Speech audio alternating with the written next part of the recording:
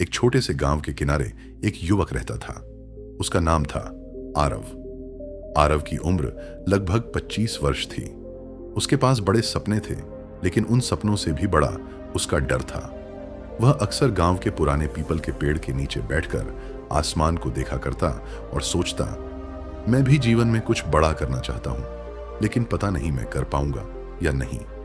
कभी वह सोचता कि उसके पास पैसे नहीं हैं, कभी उसे लगता कि उसके पास ज्ञान नहीं है, कभी वह दूसरों को देखकर खुद को छोटा समझने लगता, और सबसे बड़ी बात, वह असफल होने से डरता था। एक दिन गांव में खबर फैली कि गौतम बुद्ध पास के वन में ठहरे हुए हैं। लोग उनसे मिलने जाने लगे। आरव भी बुद्ध से मिलने निकल पड़ा। वह बहुत देर तक पैदल चलता रहा। जब वह वन में पहुंचा तो उसने देखा कि एक पेड़ के नीचे बुद्ध शांत भाव से बैठे थे। उनके चेहरे पर अद्भुत शांति थी। चारों ओर लोग बैठे थे, लेकिन बुद्ध की आंखों में किसी के प्रति न शिकायत थी, न जल्दी। आरव उनके सामने जाकर बैठ गया। कुछ देर तक वह चुप रहा। बुद्ध ने उसकी ओर देखा और पूछा, पुत्र, तुम्हारे मन में बहुत शोर है, क्या बात है? आरव ने सिर झुका लिया। उसने कहा, भगवान, मैं जीवन में आगे बढ़ना चाहता हूं, लेकिन हर बार डर मुझे रोक देता है। बुद्ध मुस्कुराए। उन्होंने पूछा, तुम्हें किससे डर लगता है? आरव बोला, असफलता से।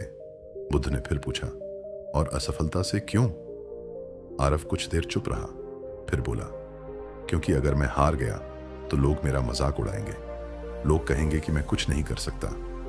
बुद्ध ने कहा, तो तुम्हें असफलता से ज्यादा लोगों की बातों से डर लगता है? आरव ने सिर हिलाया। बुद्ध ने पास रखी मिट्टी उठाई और अपनी हथेली पर रख ली। उन्होंने कहा, इस मिट्टी को देखो। आरव बोला, जी।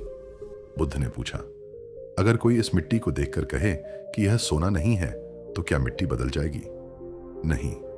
अगर कोई कहे कि यह बहुत कीमती है, तो क्या यह सोना बन जाएगी? नहीं।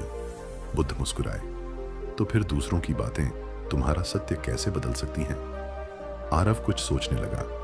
बुद्ध बोले, मनुष्य का सबसे बड़ा दुख यह नहीं कि दुनिया उसके बारे में क्या सोचती है। उसका सबसे बड़ा दुख यह है कि वह स्वयं अपने बारे में दुनिया की बातों को सच मान लेता है।